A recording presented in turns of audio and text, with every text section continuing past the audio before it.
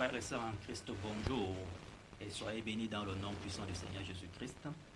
Nous sommes le samedi 4 décembre et ce matin, le Seigneur met dans mon cœur de lire deux psaumes. Deux psaumes pour nous, chrétiens. Quelles que soient les difficultés que tu endures depuis je ne sais combien de temps, ce matin, je lis ces deux psaumes pour toi.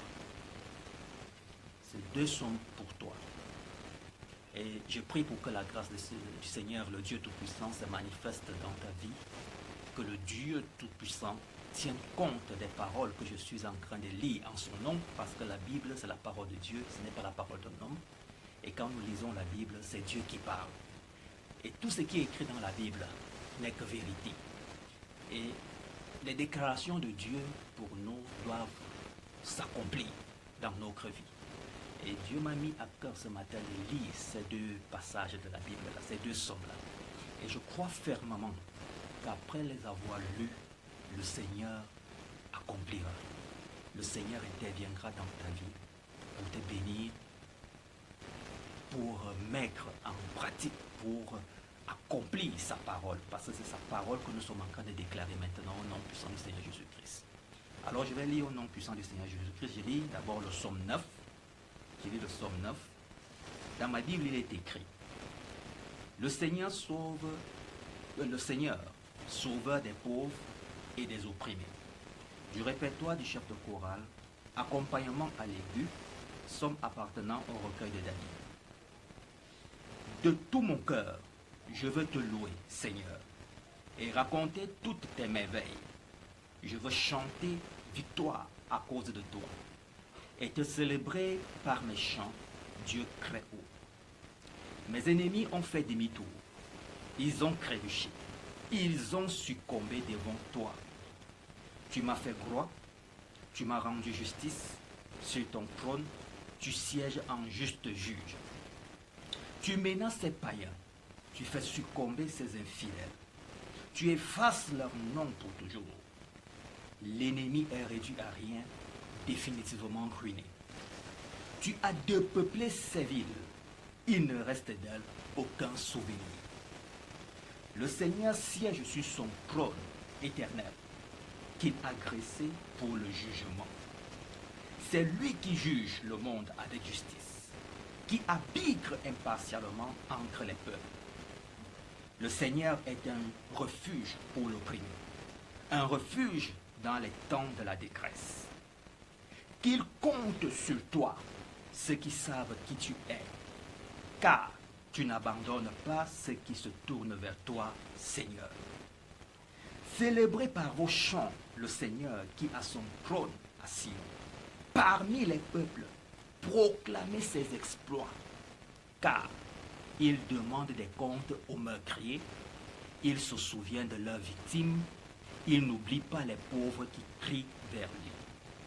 Accorde-moi ton appui, Seigneur.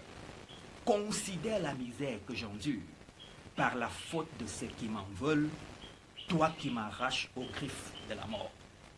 Alors je répéterai tous les motifs que j'ai de te louer dans la communauté de Sion. Je crierai ma joie de t'avoir comme sauveur. Les païens sont tombés dans la fosse qu'ils avaient creusée. Ils se sont pris les pieds au filet qu'ils avaient tendu en cachette. Le Seigneur a montré qui il était. Il a rendu la justice. Il prend l'infidèle à son propre piège. Que les infidèles retournent au monde des morts. Ces païens oublient tous qui est Dieu. Mais Dieu n'oubliera jamais le malheureux. L'espoir n'est jamais perdu pour les pauvres. Interviens, Seigneur, que l'homme ne soit pas le plus fort.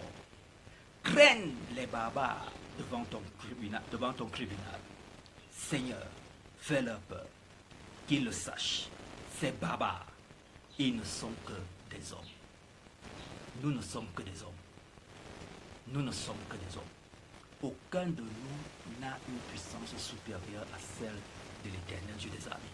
Aucun de nous n'a une puissance au-delà de la puissance de Jésus-Christ. Aucun de nous. Il est dit dans la Bible, dans le livre de Genèse, au chapitre 1, au commencement, Dieu créa. Si c'est Dieu qui a créé, nous sommes la créature de Dieu. Nous sommes la créature de Dieu. Imaginez, quand les hommes créent, nos ingénieurs créent les robots là, si un robot commence à déranger, commence à devenir menaçant, l'ingénieur sait toujours là où dévisser un boulon pour que le robot arrête de fonctionner. Pour que le robot arrête d'être une menace, l'ingénieur sait toujours quel boulon déboulonner, quel vis dévisser pour que le robot arrête de fonctionner. Alléluia. Aucun de nous n'a une puissance supérieure à celle de l'Éternel Dieu des armées. Nous avons été créés par Dieu.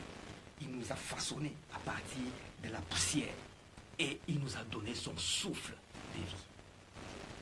Si nous sommes vivants aujourd'hui, c'est grâce à Dieu. Si nous sommes vivants, c'est grâce à Dieu. Aucun de nous n'est supérieur à l'Éternel. Aucun.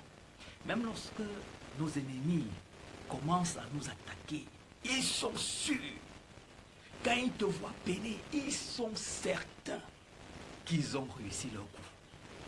Mais ils ne savent pas que lorsque Jésus-Christ est avec toi, s'ils sont en train d'avoir un semblant de réussite, c'est que Dieu le permet. Dieu le permet. Regardez, lorsque Dieu avait envoyé Moïse pour faire sortir le peuple d'Israël d'Égypte, Pharaon s'est cru fort. Pharaon se savait supérieur à tout et à tout le monde. D'ailleurs, il se considérait comme Dieu. Pharaon le savait. Je suis Dieu. Je suis le Dieu tout-puissant.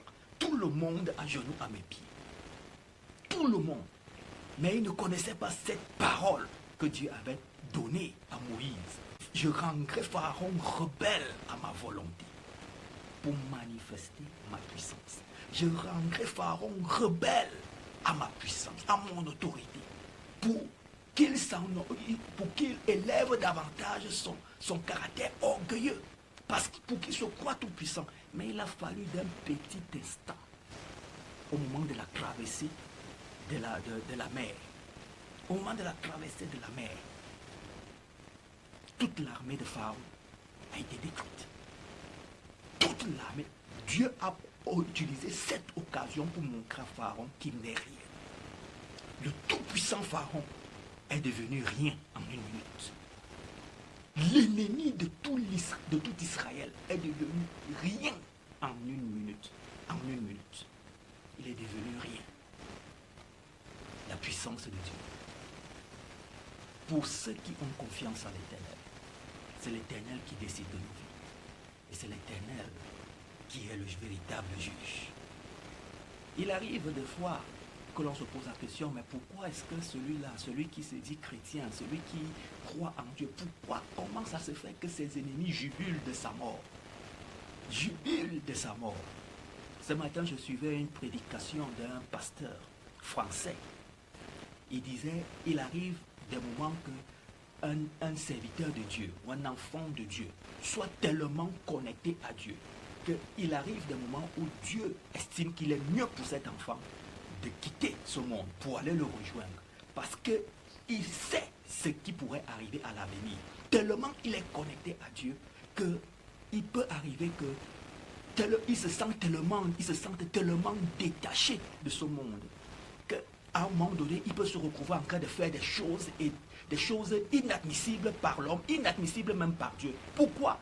Parce que son niveau de connexion avec l'Éternel ne lui permet plus de vivre normalement dans ce monde. Voilà pourquoi Dieu, à cet moment, préfère le rappeler à lui, pour éviter qu'il ne devienne une occasion de chute pour beaucoup, et même pour lui-même.